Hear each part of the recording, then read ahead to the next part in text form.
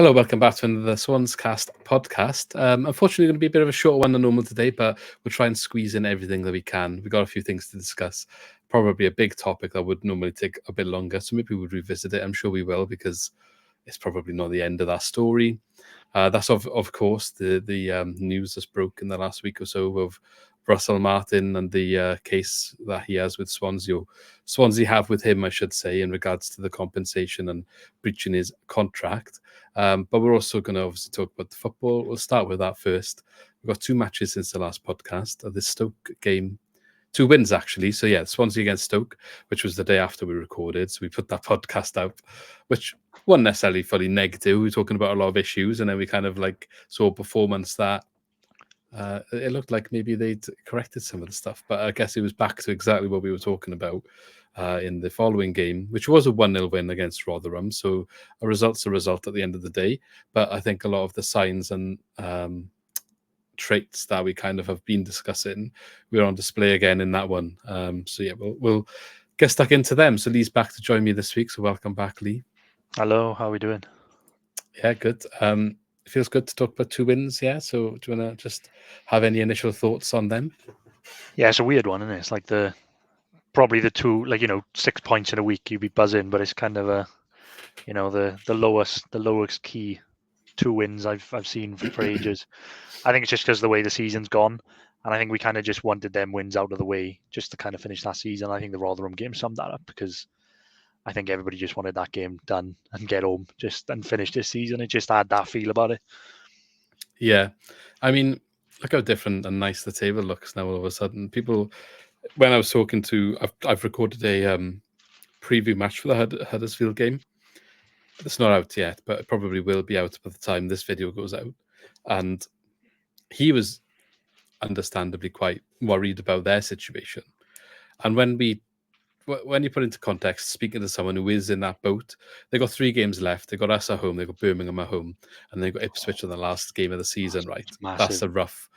They have to beat us this week, right? They have to beat us this week. So and Birmingham were in the relegation zone. Birmingham though have got Rotherham this weekend, and then obviously they play in Huddersfield. Now you think Birmingham have to beat Rotherham, so if they go and they'd probably be favourites in that game. It's not necessarily done, as we saw last week. We nearly didn't do it, but you'd imagine if Birmingham are going to win a game, that's the one they'd pick. So Huddersfield, because it's in their own hands, isn't it? If they can match Birmingham's result this week, they play Birmingham then, essentially, and have to win that game. But then Birmingham have got, I don't think their last game is the worst in comparison to Ipswich. I'll double check now. Watford. No, Watford.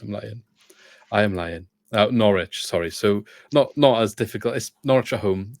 Probably, yeah, I would Norwich say depends. Norwich might need to win to get in the playoffs. Yeah, but Ipswich might need to win the league. Yeah, true. Yeah. Well, would you rather play? I mean, they just need to beat us, don't they? That's the situation they were in. This is what I said. The only teams you want to play now are the mid-table teams. I went off on a tangent anyway. What I was going to try and say is, like, we've been worried for a few weeks, or concerned we're going to get dragged into all of that, and it's like that's another level of being involved in it, and we weren't quite there, which I'm glad of. But yeah, I think we were always kind of on the outside of it, don't we? I think there were times where we could have maybe one result the wrong way would have tipped it over the edge, and we would have been right in it. But we always seemed to just stay above it. It was always tight when you looked like the points difference. Yeah. But we always seemed to stay above that pack no matter what, which I think was just about. I think it was lucky, really, because even though I think, I'm not saying that we were bad enough to go down, but I just think there's so many good teams in that pack. Like you've got like your Blackburns and Stokes and Birmingham's and When you say good teams, you mean big teams or like big? Well, yeah, big-ish teams, but I mean, they're probably big enough teams to consider themselves not relegation candidates, aren't they? No, like I know. I just don't know if I would call them all good right now. That's what I was trying to get. No, but I wouldn't. But what I'm saying is, compared to us, I wouldn't say we were necessarily like. No, probably in the same boat as all of them. None of us. Yeah, that's what I mean. But we know any team in like our position now, kind of that. Even if you look at like Bristol City, Swans, that level of team, anybody can get sucked into that with a couple of bad results. Like even though we even though on paper, from the outside, people probably look at it and think, "Oh, we were never in the mix because we were always there." But I think, you know, in another season, if it goes like that next year, we could easily be slipped into that. And it's such a tight relegation race, like we've never seen in the Championship before. So I think we're actually quite lucky not to be sucked into it. And I think, if you think Cardiff game, for example, that was a massive win. Now looking back, how big was that Yeah. win at the time? Yeah. Keep us away from that. But if that goes a different way, I know it's all ifs and buts, but these 2 wins this week, if they didn't go to plan, we'd be in a massively, massively bad position. But 47 points we'd be on, so we would still be 3 points clear of relegation. I know, but 3 points clear with 3 games left. No, yeah, I agree. But having said the run-ins of the 2 I've just mentioned, the situation we would find ourselves in playing Huddersfield this weekend is like whoever wins that's in the, they drag us back into it by winning that, don't they? And also, I think what has helped as well is like a lot of these teams are playing each other. Like you said, Huddersfield and Birmingham are playing each other. Stoke and Sheffield Wednesday played each other in the week just gone and drew. And I think Stoke have got Plymouth this week, and it all seemed to like play each other. And then all the other teams that play against the bigger teams, like Blackburn beat Leeds away and Plymouth beat Leicester, and it's just a mental season at the bottom half of the table this year. And we easily could have got sucked in, but luckily we didn't. I think it's from QPR down now. I think Plymouth on 48 might have been having enough. Yeah, I think looking at the fixtures of the clubs, because you need 2 of them to pull out from 44. I can't in 3 games, 4 points. You can only lose 1.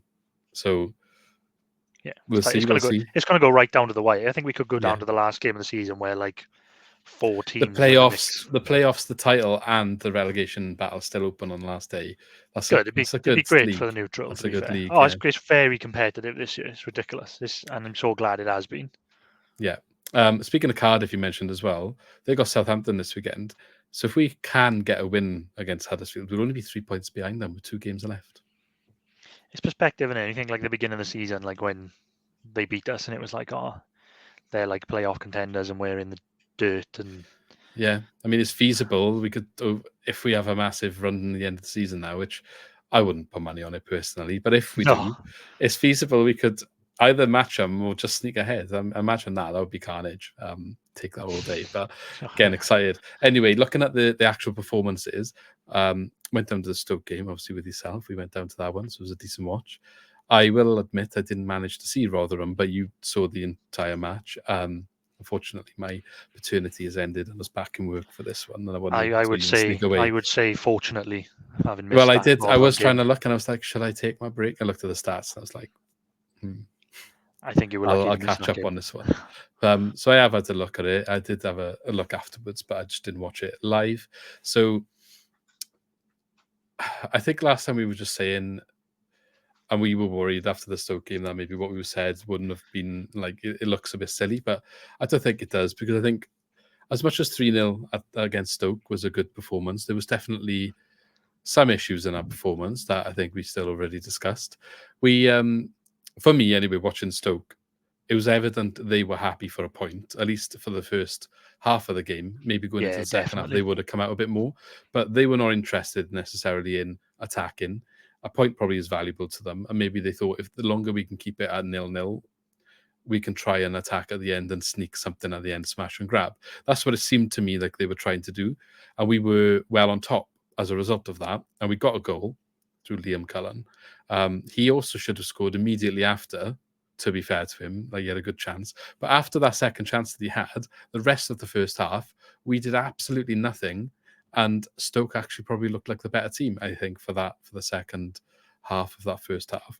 I think the second half, when we came out, we kind of took back control, perhaps fortunate with a penalty that kind of cemented it with a 2-0 win. Yeah. And from there on, it didn't really look in trouble. But the signs after going 1-0 up, I feel like you saw maybe against Rotherham, where we couldn't score for ages and had to be helped with an own goal.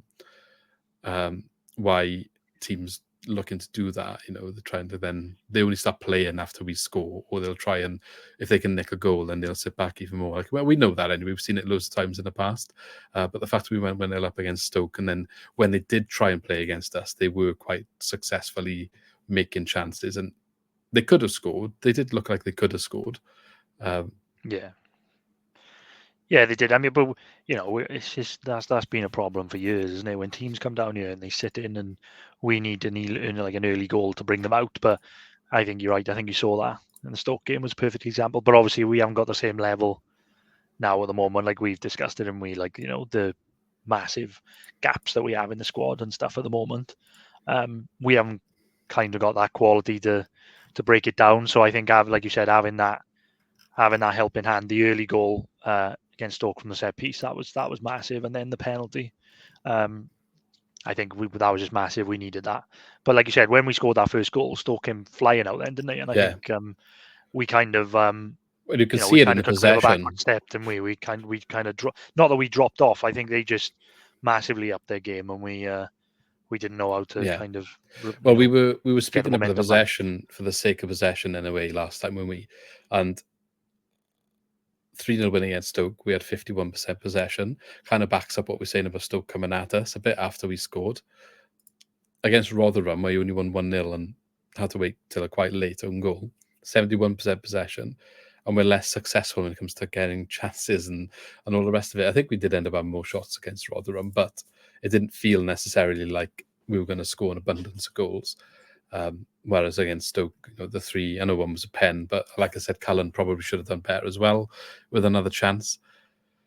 It's weird, isn't it, how that balance is playing out, and I guess it makes sense when there's more space, when there's more open, we can make more chances. But like I said, Stoke did start the game sitting in. But it's an interesting one for Luke Williams to look at in the summer, because he's obviously going to need to reinforce in areas where we're going to be creating, and how he's going to do that, really, it'd be interesting to see.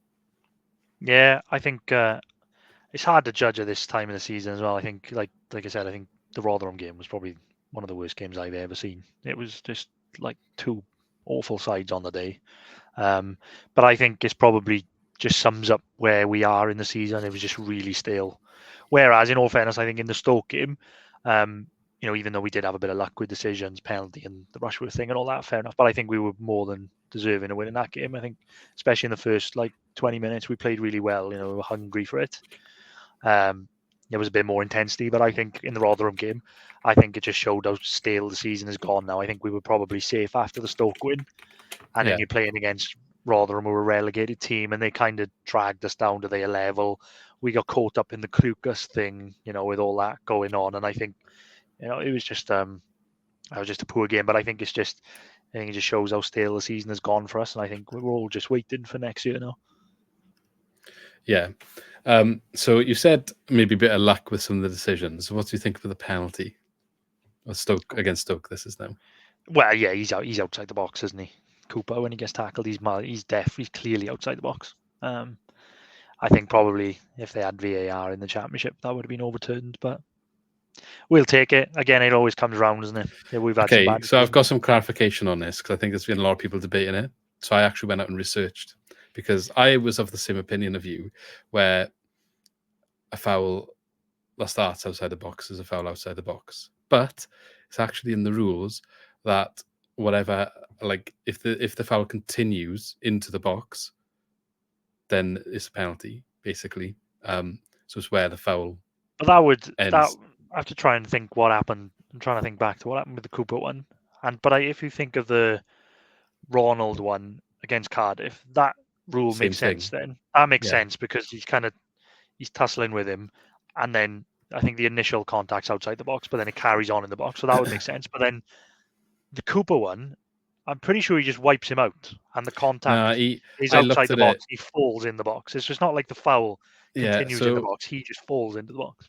I was on an argument with the Stoke channel that we deal with for our previews and stuff. Not an argument, but he was trying to tell me that as much as he admitted we deserved to win the game, that he won the penalty and stuff. I was like, okay.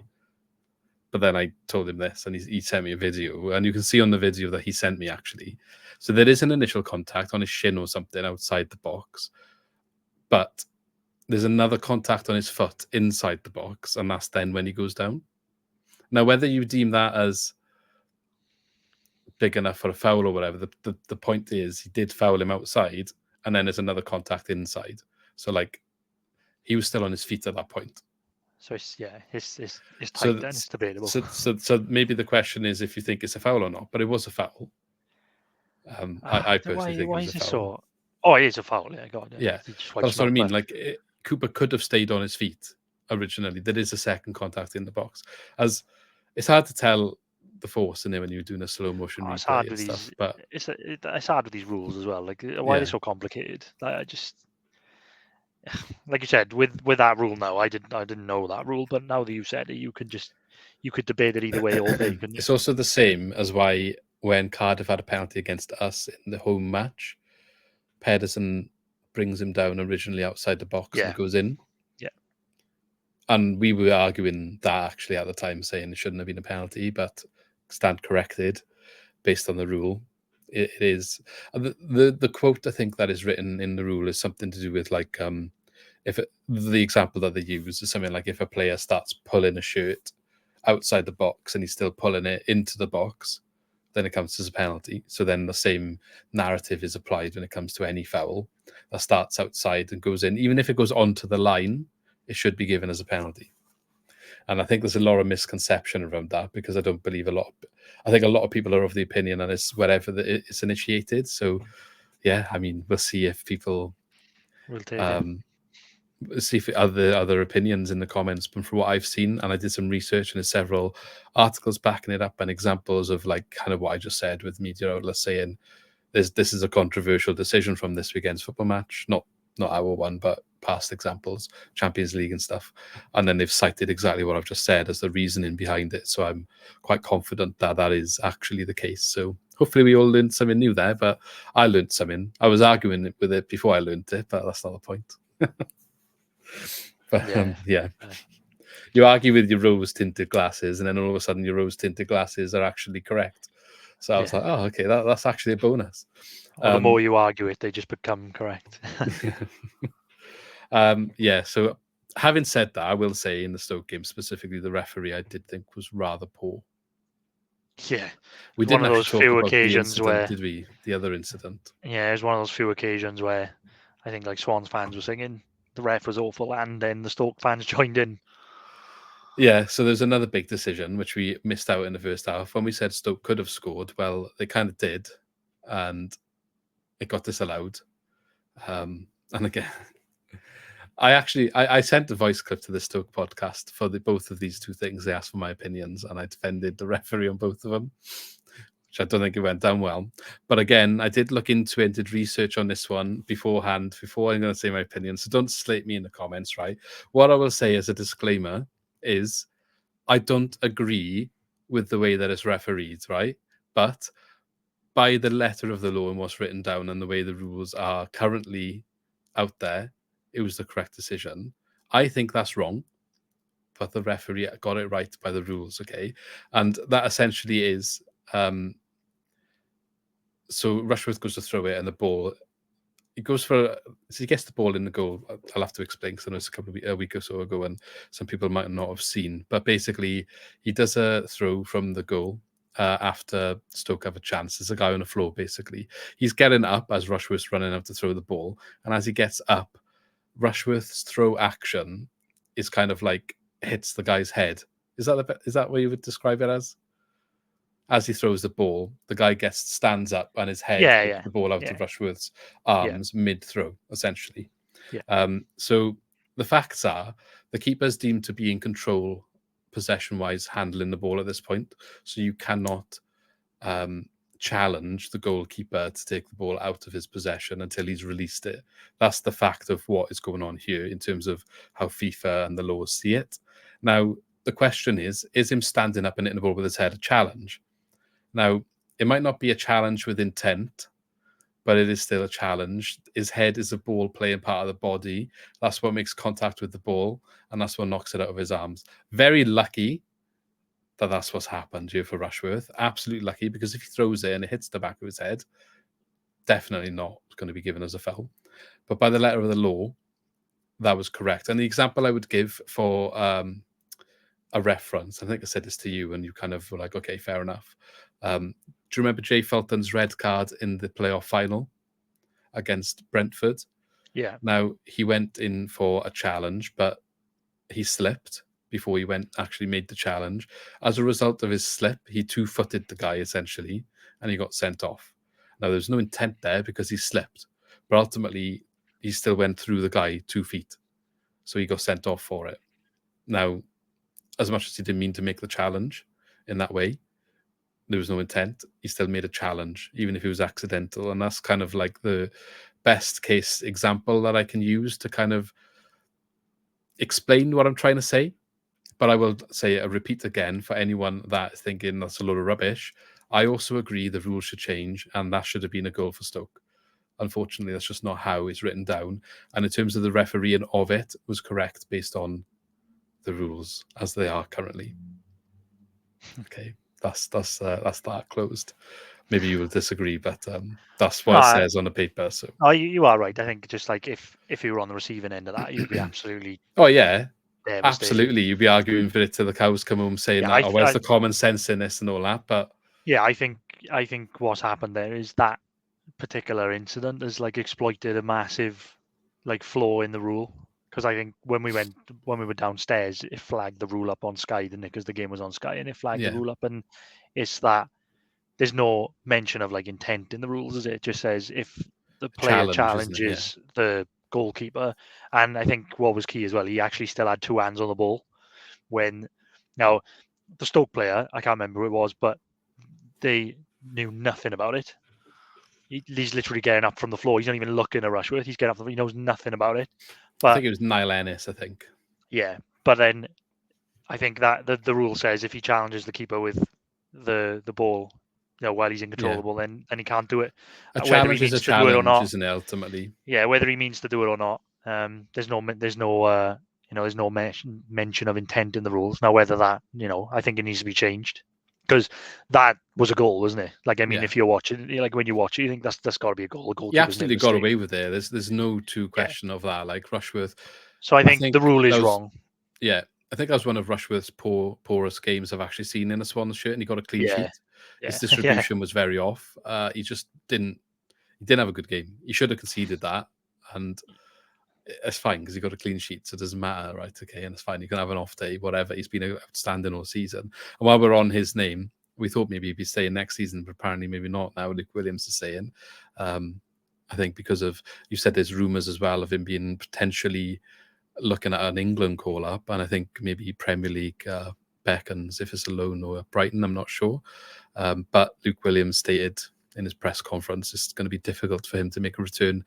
Didn't rule it out completely, but kind of did at the same time, I think. So we'll have to wait and see, but just thought I'd get that in there. Yeah, I think it's a massive shame because I think he's been great this season. I think he's got... gives us another problem in the summer. Yeah, again, he's young, and like I think there are some things to his game that we could probably pick at. Like I think his distribution is one, but he's young, and that's why he's here, isn't it? Ultimately, yeah. But I mean, if you think if his distribution was good, he'd be top end of the Premier League. I think that's how good he is. So I don't know. It is a bit gutting, because especially when he said that. I can't remember. It was after one game. It was really random. It was in a post-match interview, and I think they asked him about Rushworth because he probably had a good game, and he said, "Oh yeah, like and he's going to be here next year." Or something. He said something along the lines of that. I thought, wow, that was out of nowhere. Well, and that's a great bit of news that we've got him next year. And whether or not, like, I'm speculating that the England rumours are circulating since then, and then there's no chance of us getting him back if that's the case. If he gets anywhere near the England squad, then there'd be no chance of him coming definitely back. You'll have promoted teams going up that would die him up and stuff like that. So imagine what his worth would be as well as a young English goalkeeper. They might even try and sell him, Brighton, if his cash in. Okay, a couple more things from this game, not many, but the penalty. Grimes took the penalty. We said after the last one, Cullen missed, that he just needs to step up and he should be on them. I don't know why he ever got taken off him, and he absolutely buried that penalty. Hit it off the crossbar, didn't he? And went in. So fantastic strike. Yeah, we said this. I don't know why he's not permanently our penalty taker, because he's got an absolute beast of a left foot, doesn't he? Yeah. People criticise his captaincy quite often. We say, it's correct for one of the main reasons of his composure, and I think you need composure taking the penalty, and he just showed exactly why he is that man and why he's in the role. Yeah, but maybe maybe again, this is all speculation. We'll never know what goes on behind the scenes, but part of his captaincy is like, Cullen had scored in that Cardiff game, and you think, give him the penalty. He scores that, and his confidence is through the roof, So maybe he's happy for him to have that penalty, Yeah. But yeah, maybe. I think this time, I think it was funny because I think Ronald went to get the ball and was holding it at the time, and he was a bit stroppy, wasn't he? Like not as bad as Chelsea the other night. I don't know if you saw that when they were arguing over the penalty. That was like playoff final Dyer de Guzman business. Oh god, he was even worse than that because they were proper arguing about it, weren't they? But I think Ronald went to get the ball straight away, didn't he? And Grimes kind of just like took it off and said, "No way, I'm taking this one." And he stropped a little. I'm glad that he did though, because they kind of put the game to bed and it was funny because it was kind of a carbon copy of the Cardiff game, really. Yeah. Because Cullen scored early in the first half, then the penalty which we missed against Cardiff, but scored this one, and then the goal at the end where Lowe kind of breaks through. Which I was going to say, Josh Key scores that, and he comes from literally right back position. Oh my god, what a goal! Where is everyone else? Why is he on the end? Like, look, fair play to Josh Key. Absolutely amazing for him to get there and score that goal. But I mean, you've got to ask questions why it was him that was in that position. That was such a good goal. I think it might be one of my favourite goals this season. Yeah, it was outstanding. But where's the midfield? I don't know. It's kind of like, I think because it's late in the game and we've kind of sat back a little bit, Lowe makes that break, and I don't think anybody's because he kind of lets it run through his legs. Someone's up there with him. I think it's either Ronald or Cullen. Someone is there, but then I watched the replay back, and and Key is kind of like, I think he's the furthest man back. He's way It's literally back. like RKO out of nowhere, literally. I think the commentator's even like, where's he come from? Because we watch it back properly then. He's kind of like, oh, shall I go? And then he's like, yeah, screw it. And then he just like bombs it from nowhere. I mean, very good decision there from him. But the other guys need to be looking at that being like, well, that's what we need, isn't it? On the break, get up there. There's opportunities there for you. And he showed that, really. And hopefully we can see it a bit more. But fair play to him. I think that's pretty much it from the game. I think Harry Darling, for me, showed another reason why he shouldn't be captain with the stupid yellow card. For all of those that are comparing the Grimes-Darling debate, I personally don't want to cap the person who's captain to be pushing another player off the ball with no reason to when you're 2-0 up, causing a mini handbags fight, to then just get a booking for no reason. I know the other guy got booked as well, but you're 2-0 up, it's not necessary. When he done it in the Cardiff game, there was a chance of Mighty getting sent off. It was a bit different, but this was silly. 61st minute, 2-0 up, no threat, and you're risking something stupid like that. That's like, he's still young, isn't he? But I think we've said it before. It's not a knock on him. I think he's like, he's great to have, and he's proper passionate. Time and a place, though, isn't it? You need him. Oh yeah, you need. To be fair, I think you need players like that in your squad. You need players with an edge, because you can't be like sort of too nice in the championship. So you need to kind of toe the line, and that's just an example that we use when people say like, oh, Darling should be captain instead of Grimes. I think, well, no, hang on. I don't think that's necessarily the case, because he's a bit of a hothead, which I love, which is not a knock on him, but I think it's not what you want in a captain. Yeah. Anything you want to say on Rotherham before we move on? So I would just obviously say it just highlights the inconsistency of what we can put out on the pitch. We've got to be lucky to win that game, really. Only that it was the worst game of football I might have ever seen. That own goal was horrendous as well. Oh, it genuinely was awful. Like, I can't even explain how bad it was. There's nobody. It's one of the worst corners ever taken by Walsh. There's not even a Swans player near the ball. There's no pressure on that defender. He just hits him in the face and goes in. And I was just... I feel sorry. He wanted a hole underneath him to just swallow him up, didn't he? Like, it's just... I mean, that's a sort of like, that's why they're where they are with the points that they got. Yeah, that's sums up their season, and you got to feel sorry for them on that. But I do think we got dragged. I do think we got dragged down a bit, especially with all the circus with Lucas going on, which was quite funny, I thought. But was he giving it some? Yeah, he was giving it, like the crowd were booing him, and he was giving it back to the crowd and everything. It was great. But I think that kind of. It kind of took it kind of just took the sting out of the game a bit. It made it just a bit. Yeah, the Sam Klukas show rather than the actual event. Yeah, and then he went off injured, didn't he? And God, it was funny though. It was funny.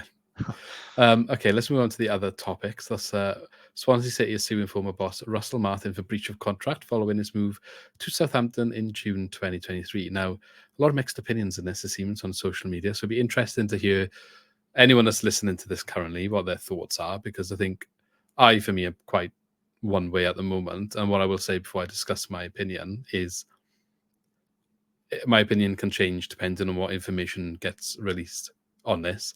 We have limited information. It's a legal battle at the end of the day in regards to contract and the club and the person involved. So you're not going to get all of the answers, and probably until afterwards, and you might not even get them all then.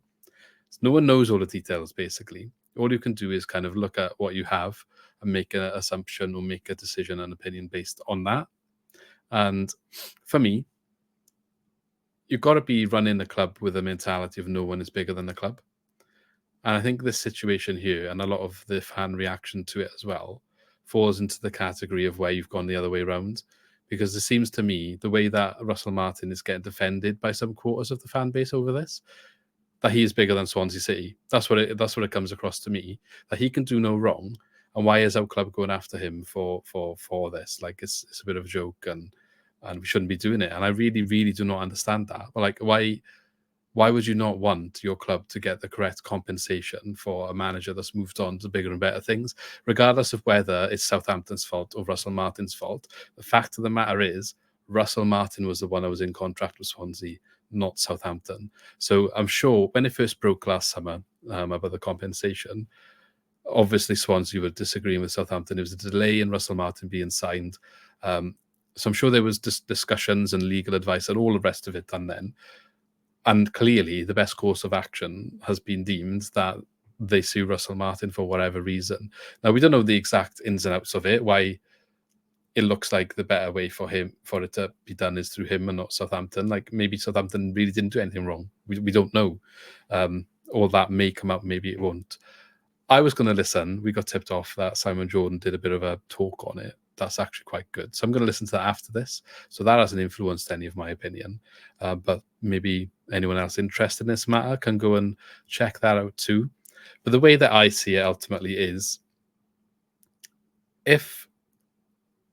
so Russell Martin left Swansea last summer. I think it was quite apparent for some time he was going to go, and he didn't get announced for quite some time. Now, if there's a dispute over the compensation between the clubs, for me, that says Swansea were never happy with the way that he was leaving to go to a different club. Now, if that is the case, have they ever really said you can leave to go to the bigger club? So if Russell Martin has then gone and signed and left and gone to this club, he was never sacked, so he was still in contract with Swansea. If he has done that before any agreement has been made between the two clubs, then he's breached his contract. That is the issue. There clearly was not compensation agreed, which is why there was such a big delay in the announcement. And both clubs kind of said that afterwards, and that came out as quite public knowledge that was the case. So clearly he'd already decided to go. But if there's never an agreement between the compensation, how can you sign to move on when you're still signed here? That's the issue for me. Obviously, as I said, nothing factual on that has been announced, but that has to be the issue for me. And that is why I cannot see why Swansea City are in the wrong.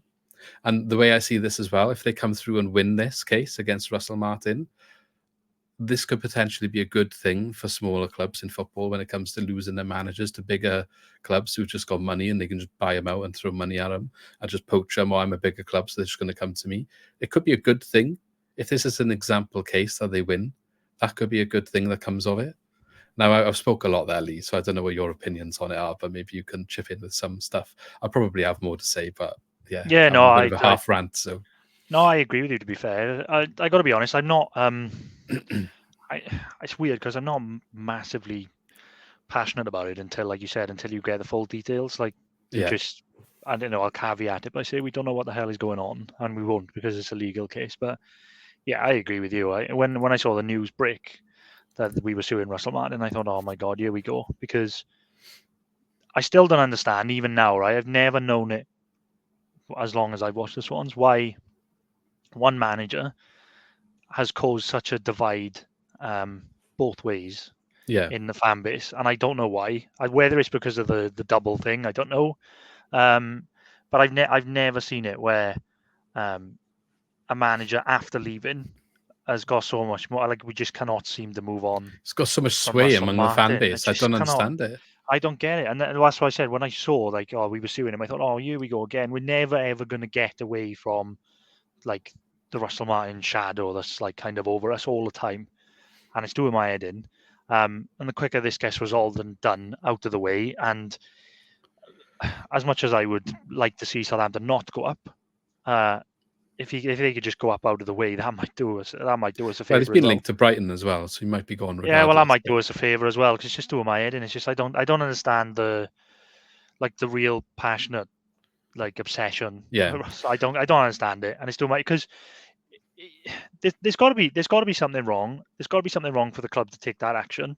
Now, people say that it's us being spiteful. I can't buy into that, because we've had managers leave under the same owners. Steve Cooper left in a bad way. Yeah, but apparently left in a bad way. No, but that's what I'm saying. Everybody had this rumours. Yeah, But everybody had these rumours that, like, needed. oh, he was having interviews in the run up to the playoff final, which nobody can verify. That's a rumour, and everybody hates him for it. But now Russell Martin's taken that opportunity to go to Southampton, potentially illegally, which might, have been to the detriment of our club. And people are back, and people are, like, defending him, like, no matter what, blindly. But I've got a bit more of a theory here on this as well, right? Which is just a theory, my opinion, and what I think might have a bigger picture here of what could have gone on behind the scenes. People probably hate the fact I'm going to say this. So many people love him and whatever. Like, it's just the way I see it. And first of all, I agree with you in what you're saying about, like, the fan. It's more frustrating because of how many people defending him. Otherwise, it'd just be news, you know what I mean? Not that bothered. But because there's so much defense of it, certain accounts tweeting or posting out, like, oh, it's this pathetic, the club's going after a man who brought us so many good memories. Sorry, but he had the 2 lowest league finishes in, like, 15 years for the club. Yeah, okay, he got 2 doubles over Cardiff, but ultimately, no, he didn't bring us that many good memories in comparison to, like, other managers who probably deserve more credit, like Steve Cooper, who gets absolutely slated because he was talking apparently to Palace before he left, and he gets absolutely slated for that. So why isn't Russell Martin in the same boat? Because the way I see it, right, this is where it gets a bit fishy for me.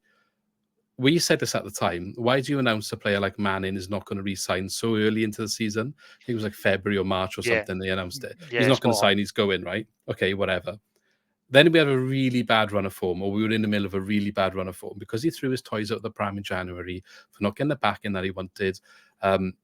He had a really bad run of form where we had, like, 3 or 4 wins in 24 games. I forget the exact amount now. He's probably lucky he didn't get sacked in that period, let's be totally honest. Let's not forget that. And then he did manage to come round and kind of give his head a wobble and bring it back round, and narrowly missed out on the playoffs. He self-admitted during that time where we recovered, I had to take a step back and realise I wasn't fully engaged, and, like, I had lost track of what I was doing, the dressing room and responding, or whatever. He had to change some things to get it back on track. He came out and said that. Right? So then, but ultimately, he ends the season. It's not all rosy. He's obviously fallen out with the board. The whole thing with the coaches coming out, yeah, it might have looked good. The fans like it because he's sticking up for the board, but clearly there's some animosity there. And then he leaves. Ultimately, then he ends up at Southampton, same place Ryan Manning ends up. So don't tell me there potentially was not talks earlier on. Such a coincidence that they both end up there. And I wouldn't necessarily think anything of it if maybe they didn't announce the fact that Ryan Manning was leaving so soon. But why would you announce that so soon? You were so adamant that he wasn't going to resign. What happens if you turned that run of form around 3 games earlier and had, like, 2 draws and a win more than what we had in those 3 games? Because it was 24 games. Imagine it was only 21 game bad run, and then we get them extra points. We would have been in the playoffs. Imagine we then go and win the playoffs. I wonder if Ryan Manning's still leaving then. Yeah. But that didn't happen, of course. So why would you announce so early that he's just not going to sign? There wasn't even a, like, oh, we'll revisit it, before the end of the season. He's like, he's not going to be here next season. So the fact that they're now in this situation with Martin over Southampton and the way he's left, we don't know the ins and outs. We don't know if there's more to it. I'm not saying what I just said is true at all, but there's a lot of things that don't add up as normal for me. I think the man is a bit fishy and a bit of a snake in a way. I respect everything he did for the club. I think he had some really good times. not to the point where I will say, like, really, like he had 2 doubles with a Cardiff. That's the highlights for me, and you'll always have the respect for that. But ultimately, I think like the way that he conducts himself and continues to do so in the media, very clever. He's come up now and said like, "Oh, this is personal," because he knows Playing that victim. he knows that the fan opinion down here is so negative on the board that if he turns around and says, "Oh, it's a personal vendetta against me," immediately they're all backing him. He knows that's the case. And I'm not trying to back the board up here. They have made a lot of mistakes. They should get called out for things. But this is just using the situation to his advantage. And he did that his entire time at the club. Very clever man. Very, very clever man to do that. And if it leads him to success, fair play. But I'm just calling it out for what it is, because that is what it is. And I think a lot of people have been a little bit, not brainwashed, but manipulated into how much Russell Martin was a man for Swansea and how much the club meant to him and all the rest of it, because we're just another club to him. And as soon as people realise that, the better move on. Yeah, I agree with everything you said. I think you're spot on. I think you summed it up. You summed it up perfectly there. And it's a bit annoying because if you take all the fanfare out of it, if you remove all that, you'd look at Russell Martin and think, yeah, it was a fun 2 years. We played some good football. We had some bad results. We had the double over Cardiff. Yeah. I quite liked him. Like you said, he was good in the media. I liked what he said. He was good with the fans. Great time. And then he left, gutted, move on. But the fact that it continues and people are still like obsessed with him, it makes you go the other way. I'm turning more sour on it. Like, yeah, exactly. Like, in isolation, yeah. if I was like really negative towards him, people would be like, "Oh, well, like, what's your problem? Like, why are you so negative?" It's not that. It's just the balance to the like obsession to him. Like people are like, "Oh my Yeah. god, like how on earth can you do this to the man? How can you?" He's like a little puppet master with all the Swans fans on strings. It's like ridiculous. I don't get it.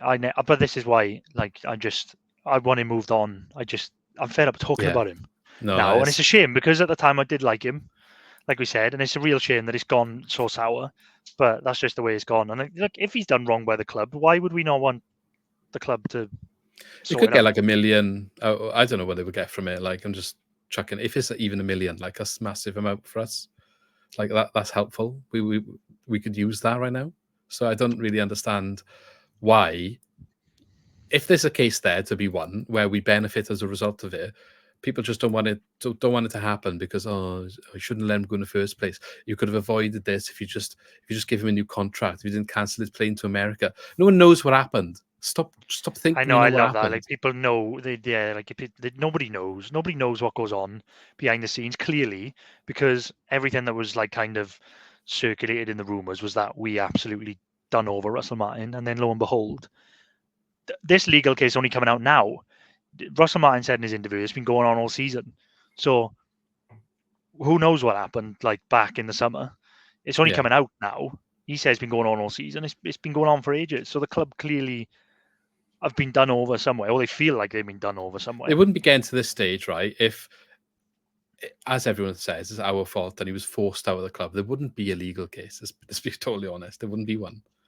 No. So like, and they wouldn't be investing money into it if they didn't think they had a good chance of winning. Yeah, we'll just wait and see what happens now. If we lose the case, as I said at the start, right? If the information comes out in terms of the club's in the wrong, I will change my opinion. But we don't have that at the moment. I can only base I think the issue is that people just blindly support the other side rather than the club when we don't know what's happening. So. But yeah, I will go and watch that Simon Jordan interview because I believe he was back in Swansea, but I want to know what he said. Obviously, a previous owner of a club, so it'd be interesting. Yeah, that was it. It was quite interesting what he said. I don't know if you want me to give you a little. Yeah, you can summarize that. I know we've got to wrap it up, but you can summarize it quickly. Yeah, but basically, it was quite interesting when he said like he didn't kind of mention Swansea in particular. He kind of just went off the back of what Russell Martin said about it being personal, and he said, "Well, it's not personal." He said, "You're only saying it's personal now because." You've done something to suit you, like you've gone on to bigger and better. You've gone to a better club. You've got more money. You've gone to a potential Premier League candidate. And now where, like, the lower club has been done over, you're saying it's personal. Well, it's not personal. If it was the other way around where, we had sacked him and we'd mistreated him, it wouldn't be personal then if he was suing us, would he? It wouldn't be, you know what I mean? Like he he obviously articulated it better than I can, but he made a really good point about it. Yeah. Ultimately, if we had sacked him, we'd have to pay out the remainder of his contract. Exactly. And he'd be chasing So- us for it if we didn't. And if we didn't do that, then yeah, it would be the same shoe on the other foot. So yeah, I mean, we'll see what comes of it. It winds me up to see how much he's getting backed about this and how everyone's immediate response is this is embarrassing from the club. Just open your eyes a little bit. Yeah, it's not always our board's fault. Ultimately, they do make bad decisions, but not everything they do is wrong. That is what I want to say. Yeah, it's fair. No, I agree with you. And then we'll see what else comes out of it next week. Yeah, Might have it'd be changed nice again to hear. Yeah. We'll retract everything we said. No, I'm sure we won't. It'd be nice to hear everyone's opinions on this. Is obviously a frustrating but interesting thing to follow. I think at the same time, it will be interesting to see the result. And as I mentioned and alluded to earlier, it could have bigger ramifications on the wider footballing landscape potentially. If bigger clubs are taking managers incorrectly and smaller clubs haven't always known what to do or how to deal with it. It only takes one case to set a precedent for court battles to then be used in the future as like the future president sometimes. So we will see. Anyway, got to wrap it up there because got some things going on. I know Lee will shoot the news. So we shall leave it there and see you all in the next one. So thanks for watching as always or listening. If you're on Spotify, don't forget to subscribe to keep up to date to everything. Nearly gets that 1,000. Hopefully we can try and make some good progress this year. And we shall, see you in the next one. See you soon.